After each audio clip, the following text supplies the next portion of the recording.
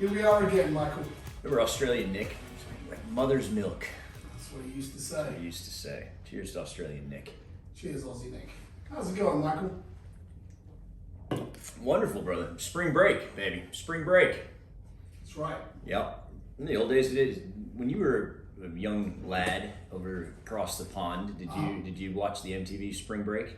Yeah, I did actually. It was always looked like it was so much fun. It did. I don't remember too much about it. You get any good bikinis and any good spring break experiences? Yeah, not that I can really mention on here, but I went to Daytona Beach one year. It was actually very impressive, the amount of debauchery that was going on at the crappy mode. Had it was kind of a half of a square, if that makes sense, and it went into the parking lot. And I remember walking out one time, and there were some kids who were on the 4th floor of the hotel that had built a funnel from the 4th floor with a tube all the way down to the parking lot, and it was quite impressive. I'm wondering how many beers that would be. A lot. Same amount of beers. No, to fill the funnel? Well, you don't. It was just gravity. It was just a longer tube. Yeah, but I mean, the point of the funnel It was just one beer. They were doing it wrong, Edward. They were doing it wrong. Probably were. That's not how we did it at the University of Kansas, the national champion, Final Four March Madness champion. Yeah, that was Kansas Jayhawks. Interesting game. Yeah, it was. It started hot, totally shit the bed for the 3/4 of the first half, and then came out guns blazing. It's actually a nice segue into our topic today, Mike. It's not how you start, it's how you finish. It's actually more important. Yeah, 100%. So we talked quite a bit about mindset last week, right? Getting yourself mentally prepared for whatever journey you're going to take. And today we're talking about how to figure out where that journey takes you, right? Goals. Goals. It's all about goals. A very successful person once said, life is all about goals. The rest is just commentary. Who said that? Some guy in Chicago. Chicago. Yeah. It's deep for a dude from Tone Jenkins. That wasn't him. No. Damn. Yeah, so goals. So you mentally getting ready, but then figuring out what you're going to attack. Yep. Right? So growing up, you a big goal setter? It's not something they teach you in school, right? No. There's no goal setting class at the public elementary school. Looking back, I didn't put pen to paper in terms of writing down my goals until I was 25 years old, which is pretty crazy because no one asked me to or told me to. Yeah. But looking back, I think the first big goal I ever set for myself, I was about 16 years old. Okay. I was very much getting into golf. My bad knees had taken me out of contact sports, so I jumped into golf. My first handicap was 32. Okay. In about a year, I was down to single digits. You know what that means, Mike? Single digit handicap means that if par is 72, you'd be able to shoot an 81. If you were a 9 handicap. If you were a 9 handicap, much. Single digit 9. Yep. And anyway, the first time I ever broke 80, I was probably 16 or so, and I walked into the clubhouse with my golf card in my hand like this, hoping that somebody would be like, "Oh, how'd you do?" 79. And a guy at the bar, who I kind of knew, said, "Oh, what's your goal with golf?" And I said, "I want to be a pro golfer one day." And he said, "Well, if you do, the best route to get you there is to go to university in America." And I'd never been to America. I'd only ever seen America on TV, like Dallas and Dynasty and Miami Vice. So I thought that everybody drove nice cars and had swimming pools, and everyone was blonde. But he planted that seed in my head, and from that point on, even though I didn't write anything down, I was like, that's what I'm going to do. And then I don't know how many golf balls I hit between then and when I came over here to the States on a golf scholarship. It was a lot. Yeah. But that was the goal. And the universe has a very beautiful way of giving you what you ask for. And so I went to university in England for a year, played on the golf team, which is very laid back, very casual. And I played in a tournament, I think in Nottingham. And after the round, a guy came up to me and said, "How you doing? I'm putting together a tournament in Pine Needles, North Carolina, 32 British kids. We're going to fly you out there. You're going to play 4 rounds of golf. There's going to be a bunch of coaches and scouts there watching you. We need you to go take the SAT." I was like, "What's that?" And "Are you interested?" And I was like, "Yeah, because I want to go to college in the US." And then the rest is history. So I think that was the first big goal I ever set. Yeah. Yeah. I like it. So my daughter, she athletically set a goal for herself about a year ago, probably last March. She wanted to play on the travel baseball team. Okay. All boys, right? And she, talk about hitting golf balls. She practiced and practiced and practiced, and she played in the rec league, and she was always the only little girl out on the field. And then she shows up to try out for the travel baseball team. 45 kids, she's the only girl, right? That takes some balls to even just to try out. And she made the team. Nice. Similar stories, playing in a tournament. Is that the first Palumba in history to have any sort of athletic, accomplishment? I hold the school record at Somers High School, fastest pin. I pinned this young lady named Samantha Levine in 7 seconds in a tournament. It was ridiculous. So, I thought you don't need to go into the details. I so thought you she pinned was a girl in high school. 7 seconds. School record, fastest pin. 7 seconds. Right. So anyway, to know, Vivint's not the first athlete. She comes from a long line of athletic Palumbas. But anyway, so she's playing in a tournament 2 weeks ago, right? Some guy comes up to her coach and then talks to my wife. He coaches the Georgia Peaches, which is an all-girl baseball team. Huh. He wants her to go play for them. It's a 10-under team. She's only 8 years old. He's like, she can hang. She's good. And they'll play in tournaments here, and then they go to Colorado to play for the national championship. And so I don't know if she'll do it this year, but they are recruited. Wild how that happens. You set a goal, you practice your ass off, you execute the actions, and then goals get hit. That's how it works, Mike. Love it. Most people don't set goals. The Why? easiest way... Why do you think people don't set goals? Well, I don't know exactly, but I think number one is maybe they don't know that they're supposed to. Okay. I would fall into that category for the first lack of awareness, half of my life. Sure. I think a lot of people, the easiest way not to fail is to not try. Fear of failure. Yeah. Okay. I think sometimes people are scared to set goals because they're worried about what other people might think or say, especially if they're big goals. I think some people don't set goals because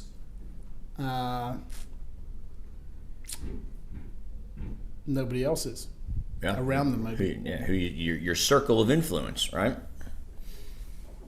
So when you started your career, so 25, you said that was when you started in the field, outside sales. Yep. Okay. You had a fairly decorated career. I'd call you maybe the Undertaker of our business. Okay. Went to the Hall of Fame on Friday night. How did it change? So never really set goals, unaware, not necessarily scared of failure, right? But unaware of the importance. What happened? How did it change? What'd you do? What's the plan?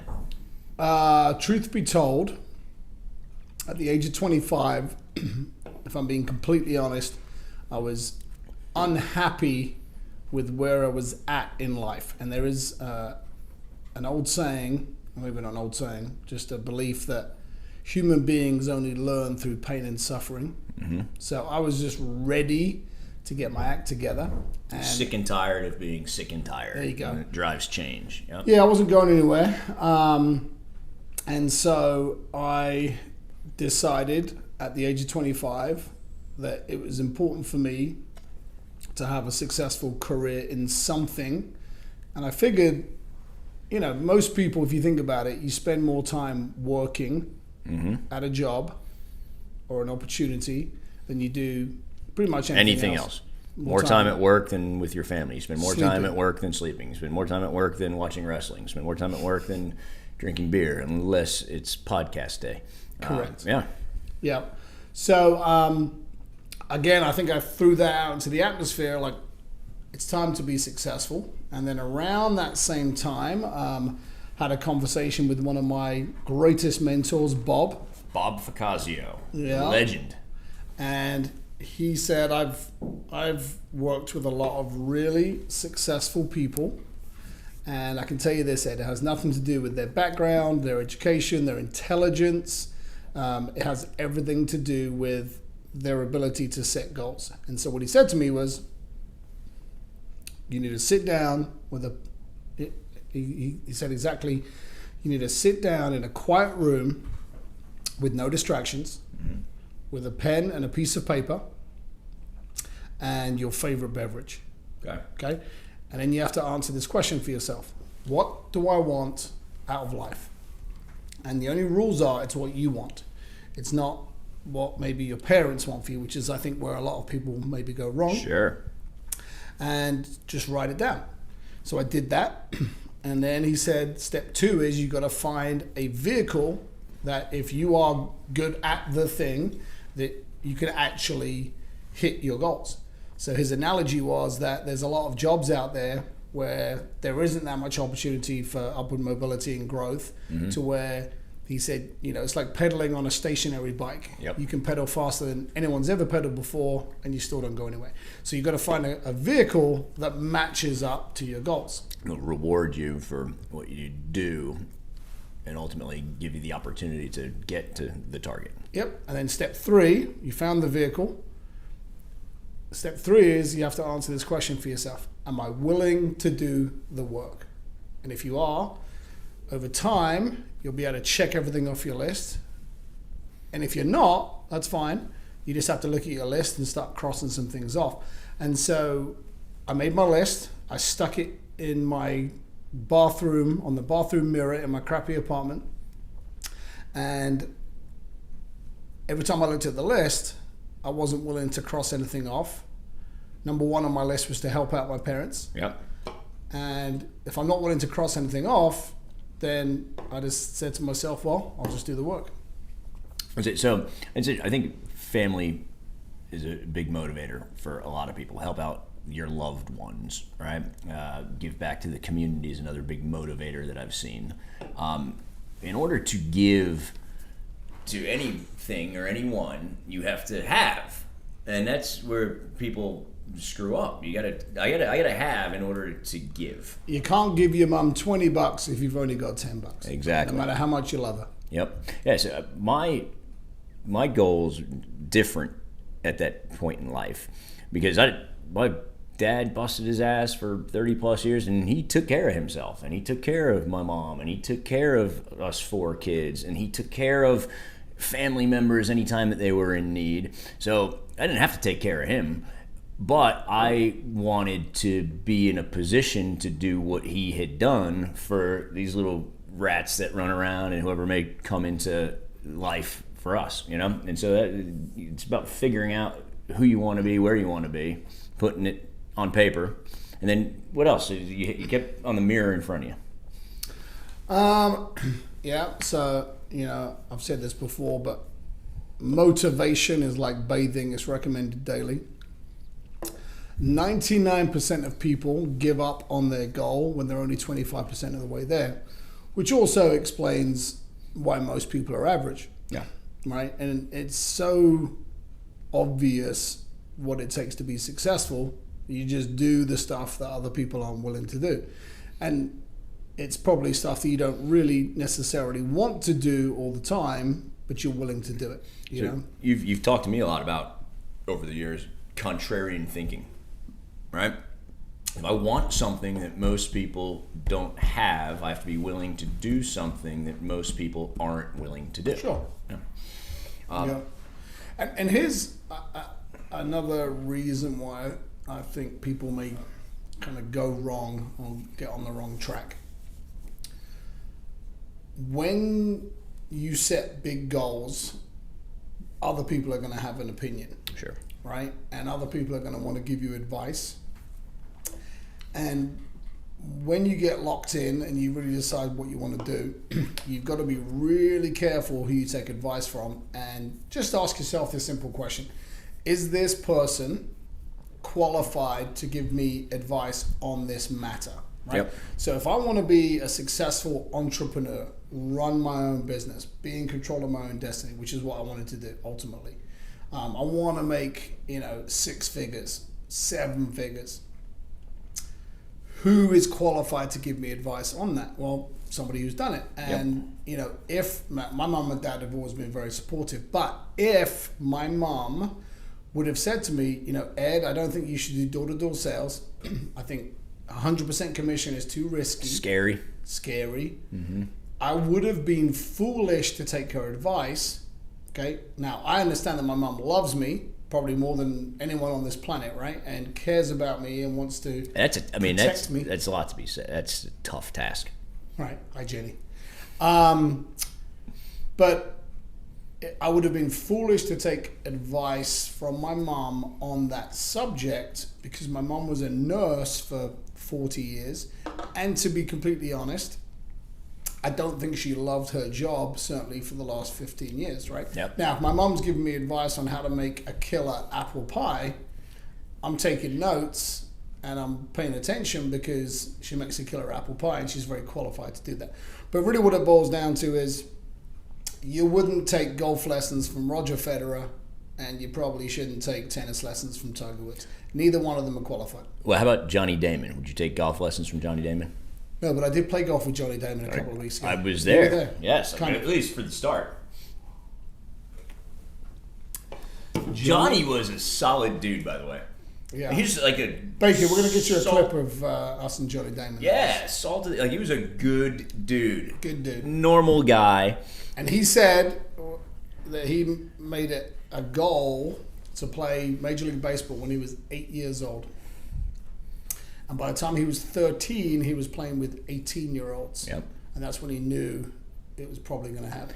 And I was super impressed. He was super humble, very, very nice, friendly, just a good dude. He was huge. Big boy. He was huge. He was the leadoff guy. Yeah. He was 6'4", 240. I don't know if he was 6'4", probably 6'2". 6'2", too. Everyone's 6'4" to me, Edward. Hey, how are you? Nice to meet you, Johnny. So, Johnny said he wanted to be a professional baseball player. He was 8 years old. He became a professional baseball player, maybe 21. Who knows? Whatever that year is, right? What happens in the meantime? That's where people go wrong. It's executing on a daily basis and continuing to move towards whatever that goal is that was set. Yeah, so step one, you make a decision, right? I actually don't know the order of things, but it has to do with actions and habits. Well, I think you can work your way back, and you start with the result goal, right? And then you work it back to what actions do I need to be taking right now in this moment to make sure I'm on that path. Obviously, results come from your actions. Mm-hmm. You want to build some habits in there because then the actions happen seamlessly or certainly easier. But at some point you make a decision. Yeah, so to hit goals, and so I got this from Tony Robbins. We went to go see him. But so you got the goal, right? What's going to determine whether or not I hit the goal? My habits and my actions. My habits and my actions will determine whether I hit the goal. Well, what determines my habits and my actions? That's my attitude. It's my mentality, which we talked about last week. What determines my mentality? And Tony Robbins is one of two things, or both things: physiology, how I feel, the chemicals and the feeling on the inside, and then my focus. What do I focus on? Right? And then you do a little actually count how many blue things you see, and everyone look around and count all these blue things, right? And all right, good. Now count how many red things. Selective attention. Yeah, how many red things? And then everyone counts it. Now, how many of those red things were actually maroon, but you counted them as red so that you could have one more thing, right? But what that showed was, as humans, we can selectively control our focus. What are we focused on, right? And you get what you focus on, right? NASCAR drivers, don't look at the wall or you hit the wall. Think about the most. Yep. So we can control our focus. But then your physiology. Can you control your physiology? Yeah, to a degree. Yeah. Put on your favorite song. Right, and then he walked through some scenarios, meeting different. Like, okay, so you're meeting someone that you never met them before, but you heard that they were an asshole. They don't like dogs. I heard Joey Damon was an asshole before we met him. Yeah, right. So going into that interaction, like, cool, I'm going to meet this person that I heard was an asshole. You feel a certain way, right? Well, now let's go to the total opposite end of the spectrum. Your little brother has been in Afghanistan for a year and a half, and you're at the airport with the welcome home sign, and you see him in full fatigues coming up the escalator. Go say hi. And you feel, I get chills talking about it, right? But you feel a certain way. Well, all of those scenarios we just made up. Sure. I just made that up and ultimately changed how I felt inside, changed my physiology. So if I have the goal, and I know that the actions and the habits are going to determine whether I hit the goal. How do I control those? Well, that's going to be my attitude. How do I control my attitude? Well, that's going to be my focus and my physiology. Then every human being is just naturally wired to hit every goal that they set for themselves. It's just how we are. We can control those things, right? You ready for me to hit you with some biology? Hell yeah. All right. You're going to dissect a pig. Don't 100% quote me on this, but you can Google it. Why didn't you take the little ring pulley things off your... I don't know. It was the last man standing. I don't know. All right. There is a part of your brain... I'm saving the turtles. Part of your brain called the basoganglia. Okay. Never met him. All right. That is where all your habits are stored. Okay. And historically, we've all heard that it takes 21 days to build a habit. Yes, that's what they say. University College of London has recently done a study and kind of disproven that age-old theory, and I think they say it takes 3 times 21. Yeah, 63 days to break an old habit and to build a new one. Yep. So first 21 days you can break the old habit. The next 21 days you're integrating the new habit, and then the third 21 days you basically lock that new habit in. Yep. And once you lock a habit in, whether it's, some people have the habit of smoking every day, or of watching TV first thing in the morning, or like brushing your teeth. I think most people probably get up and that's one of the first things they do after they take a pee. It's just habit, right? Hope so. Yep. The brain loves habits because it uses a lot less energy. So anything that you have locked in there habitually, the brain loves it. Okay. So really, if you want to build a badass, helpful, progressive habit, you can do it. Yeah, in 2 months. 63 days. Yep. And and unfortunately it's just as easy to build bad habits, but that's really the name of the game. Yeah. So we're wired to hit goals. We have result goals, and then you have action goals, right? What actions do I need to take to lead me to the results I desire? So I learned this as a young man from a great mentor, our friend Chico. I was brand new, outside sales, business to business. We're selling office supplies, right? Oh, you did that. It sounds awful. Oh, it's terrible. You're good luck with that. You're gonna have a shitty life. We're going over our goals, right? We're in the office, and there's a crew of 10 people or whatever standing in a circle. Goal day. What are your goals for today? And it's everyone's turn. I'm going to close a sale. I'm going to make $100. And I said, I'm going to close 3 today. And Pedro, from across the room, my mentor, my leader, he says, that's a shit goal. Yeah, that sounds about right. And I was like, what? Like, that guy said he was going to close 2. He goes, no. How are you going to do it? how are you going to do it? And that was Pedro's way of teaching me the difference between action goals and result goals, right? So I've got this is where I want to end up, whether it be on a daily basis, a weekly basis, throughout the course of my lifetime. What actions do I have to take right now to stay on that path? Yeah. Right? So I'm a numbers guy. Most people are average, right?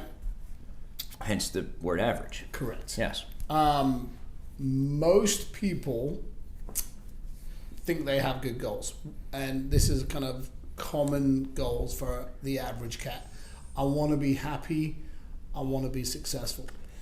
In the words of Chico, those are shit goals. Mm-hmm. Okay, so vague, so ambiguous, and ultimately vague goals lead to vague results, whereas clear goals lead to clear results. Right, so you got to get way more granular with your goals. Maybe smarter goals. Smart goals: specific, measurable, attainable, revisable, timely. You got to have a time limit, right? When I was in school, if the project was due on Friday, I got it done on Thursday. It didn't really matter if you gave me a day, 30 days, a year to do it. Yep. I got it done when it had to get done. And Elon Musk just said that in his book, that if you give yourself 3 hours or 30 days to clean your house, you'll probably take up the full allotted amount of time. So you got to, anyway, that's smart goals. Yeah. That's something that you don't get taught. You get taught the Pythagorean theorem. A squared plus B squared equals C squared. Where the hell was goal setting? Is that the Pythagorean theory? I think so, right? Baker says yes. I'm learning all that stuff again now because they're teaching my kids this shit. Like, it's great, cool, you got to learn it, I guess, but Vivint and Baker, you can show the video, tag it at the end of here, but, sat here, watched, one of our leadership things during quarantine when it was all virtual. After it was done, she goes, Daddy, can I talk to the guys? She gets up and she starts talking goal setting. She starts talking about How old was she at the time? 7, right? Okay. Vivint has pretty much grown up here with us in the office. Mikey would go to school. She's 3 years younger. So there's 3 years that he's going to school. She was coming to work every single day, right?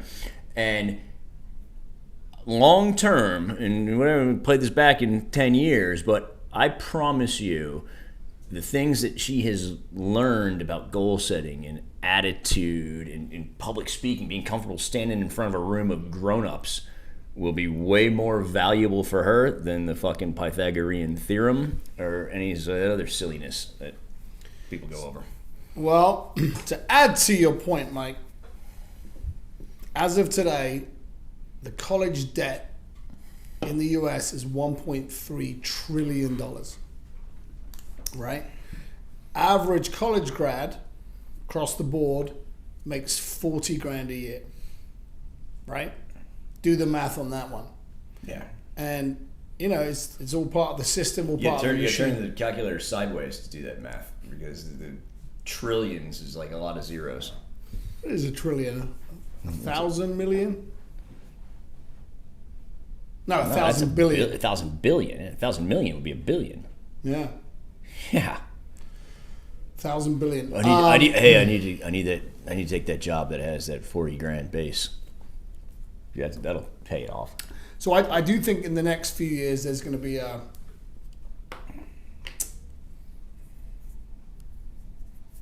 I'm thinking hard. Revolution. Yeah, maybe a revolution.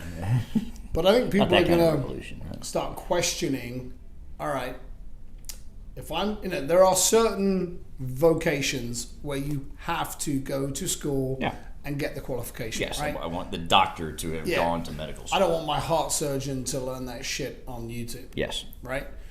But if I'm going to go to University of Georgia to get a communications degree, which is a piece of paper, would I be better off doing that for 4 years? University of Georgia is probably 60, 70 grand a year if you don't have a scholarship. So let's call it $250,000 worth of education to get a piece of paper.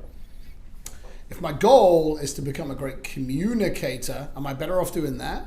Or am I better off doing face-to-face sales for a year, really getting good at communicating with people and overcoming objections and Yeah. all of the above, whilst getting paid. Yeah. Well, obviously, you and I are biased because Extremely we biased. both went to college, Right. but then we both started off entry level outside sales, out in the field, hearing the word yes, hearing the word no more than you hear the word yes, getting your teeth kicked in some days, and you learn more.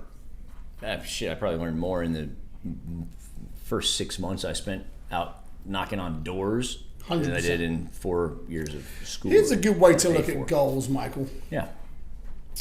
I heard this somewhat recently.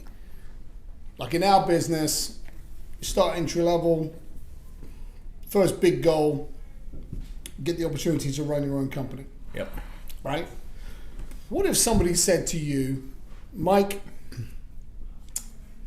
between now, entry level, and the time that you sign your incorporation papers, where you're going to be running your own company, hopefully for the rest of your life, you're never ever going to have a boss ever again. You have complete control over your income and your decision making, etc. You are going to have to hear the word no 11,241 times. Okay? It would totally change your perspective on hearing the word no. Sure. You'd be like, all right, I'm just one no closer. Yep. I wish people could knew that number. Checking them off. Yeah, you'd be like, all right, I'm halfway there. We can figure out the number. I figured it out.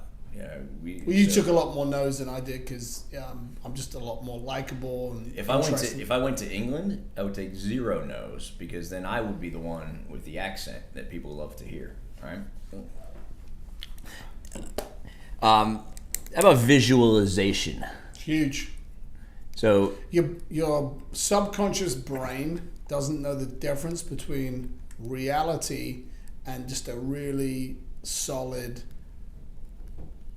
visual thought. yeah. So when I was in the field, going out and hearing the no's, what's your office going to look like when you have your own business?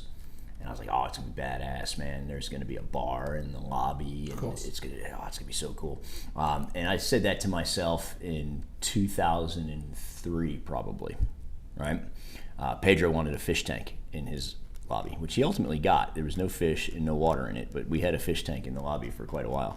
Why did you never get around to putting water and fish in there? Smoke break? I don't know. Do people just end up putting trash in there and stuff? Of course. Like straws? Yeah. And then we had to move it. So fast forward, 2010, I guess, I moved back to Kansas City after my stay here in Atlanta, and I'm looking at office spaces, and I find one that I love. It's badass. It's big loft. It was 3,500 square feet. It was badass. I remember that spot. It was so great. Westport? No. It was at City Market, River Market there. Mm. And signed the paperwork and everything, and there was a bar in the lobby. And a pool table. I put a red leather couch. It was badass. And as I was doing it, I wasn't remembering that I had set that vision. I'd programmed it in there, and I'd probably been in there for a couple months. And I was like, man, because I was doing this exercise with the guys. What's your office going to look like? When I was in the field, I used to say my office was going to have a bar. Oh shit! It does. There's a bar in the lobby right now, and it's wild. Why are you yelling? I'm excited. I'm very passionate about bars. So here's a good tip. I ran my first office in Denver, Colorado, and I set myself a goal.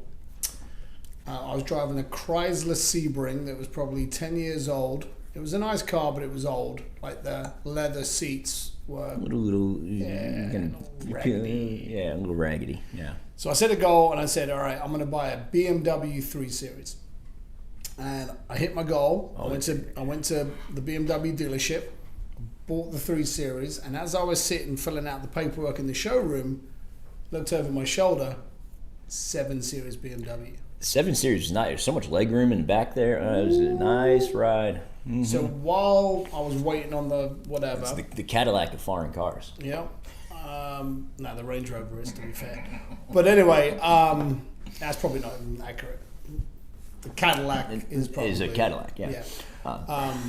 So anyway, while I was waiting on them doing the stuff, I went and sat in the 7 Series, felt the steering wheel, smelled the leather, played with that little round twirly thing in the middle, and I said to myself, all right, give me a year or two and I'll see you soon. And sure enough, I drove a 7 Series BMW for probably 4 or 5 years. Yeah, I remember it. Eventually got that bad boy. I remember it. So this is a big tip. You don't have to be there right now to plant that seed in the subconscious. So if you think it would be cool to have a penthouse downtown in your city, here's what you do this weekend. Call up the real estate company and say, I'm interested in the penthouse. Yep. They're not going to do it. They don't know who you are, right? Go book a showing time and go up there to the penthouse, walk around, go out on the open roof deck, look around, take it all in, and then you tell the real estate person, I'll give you a call later. But that will lodge itself in your subconscious, and in terms of getting back to work and hitting your goals, your subconscious will remind you, all right, it's going to happen. I love it. Yep. I love it. And then you get back to work. So you get back to work, and one of the things that helped me when I was working in your office, I was out in the field. I had my big picture goals, but I'd be lying to you if I said every single day when I was going about my work that I was thinking about my big picture goals, right? I think it's very important to be able to give yourself a reason to kick ass at whatever it is that you have to do every single day. Because otherwise, humans by nature, it's to the same point that Elon Musk made, you procrastinate, right? So you gotta have a reason in addition to the big picture destination on a daily basis, right? If I'm out in the field doing sales, then what, other than advancement in running a business, what's my reason? Well, my reason is I'm training this guy who's pretty solid, and I know I need to kick ass in order to give him an opportunity. Or I'm training this guy that Ed should never have fucking hired. He's terrible. I never want to train him again. I need to kick ass so I can hire a better guy. Yeah, you big heart. But so I think give yourself a reason on a daily basis to keep the fire burning. I'm going to take it one step further. To be a badass, you have to do what badasses do. Okay? All of us have that little voice in our head. Okay? You get on the treadmill. You type in 25 minutes. You start running. After about 10 minutes, that little voice that's always there starts to talk to you. We don't have to do this. Nobody's chasing you. We're not in danger. Let's just do 10 minutes today. We can just hit that red button anytime you want, right? The voice is there for everyone. Mm-hmm. Okay. A badass says, no. Earmuffs. I'm doing it. I'm doing the 25 minutes. And if you shut that voice up, all of a sudden something magical happens where your body goes, oh shit, I guess we're doing this. And then you get your second wind and more blood is pumped to your muscles, and you get into that rhythm. It's actually, and then you hit the 25 minutes, the machine turns itself off, and you feel great. You've got that sweat going, the endorphins are doing what they do. The physiology. Yeah. No one ever feel great. Yeah, no one ever goes to the gym and then leaves as, damn, I shouldn't have done that. Right. So you always feel better. It's the same thing with hitting goals, but I think that the secret or the thing to remember is everybody who's achieved big goals, they heard that same voice as well. It's not just you, right? It's always there. And see, it's like the whole Muhammad Ali thing.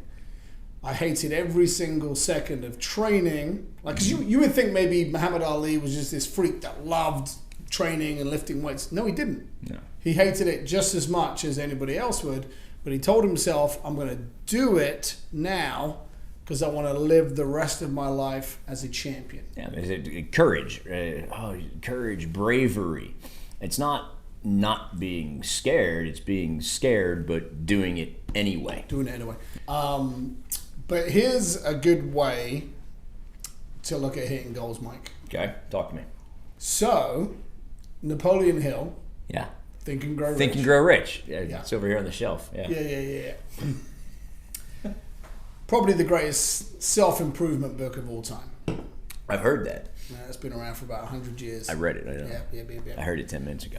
And he would suggest that to hit goals, you have to have a burning hot desire to hit your goal. It can't be like a lukewarm, like, yeah, I'd like to do that. Yep. Which I think a lot of people kind of have that feeling. It'd be nice to have a sweet house with a swimming pool, right? Yep. Here's what it boils down to. You got to ask yourself, authentically, be honest with yourself, what do I want the most? Right? And then throughout the course of the days, weeks, months, you're going to have opportunities to make decisions. Mm-hmm. And you got to figure out and pause, what do I want the most versus what do I want right now? Yep. So if I have a burning hot desire to lose 30 pounds, that's what I want the most. And I have various reasons for doing that. I'm out for dinner and I order the Reuben sandwich, which is probably a bad example. The grilled cheese, grilled chicken. Smoked salmon. The salmon. Yeah. I don't like salmon. Can you give me another example? Grilled chicken. Grilled chicken. Yeah, skinless. Yep. Yeah. Gluten free. See. And then the waitress says, and what side do you want with that? Well, what do I want right now? The French fries. Yeah. Everyone Yeah. go for the French Got fries. some cheese, maybe bacon cheese fries. So then you got to pause and ask yourself, but what do I want the most? And then you say, I'll take the side salad. Tell Just you nothing. a moment of self-discipline, and you get your food, you get your sandwich, you get the side salad. Reality is 20 minutes later you fill up anyway, right? And it's the same thing out in the field doing sales. What do I want to do right now? I want to go sit to the in my beach. car Yeah. and feel sorry for myself. What do I want the most? I want to be a multi-millionaire and take care of my parents. I'm going to go hit the next door. It's the same thing. Same thing. So something we don't talk enough about, it's been brought to my attention, is what we actually do other than fuck around and tell jokes and stories. So we do sales, and we're fucking good at it. Yeah. Good at it. We do sales for big companies, but I think what do we really do? We create an opportunity for the right person who's willing to work hard, student mentality, somebody that wants to develop themselves and ultimately wants to run the show. That's how I explain the business. That's really what we do, and then we do sales Pays along for the it. way to pay the bills. It pays for it, yeah. Sales pays for it. And if I can't do the sales, if the goal is to run 100 locations, but I can't do the sales, you're out. Yeah. Get the fuck out. That's not... You got to be this It's tall the- to ride it's the the ride. ticket to kind of ride, thing. yeah. That's it. So, but it's, I tell you, what a ride it has been. Beautiful ride. Yeah.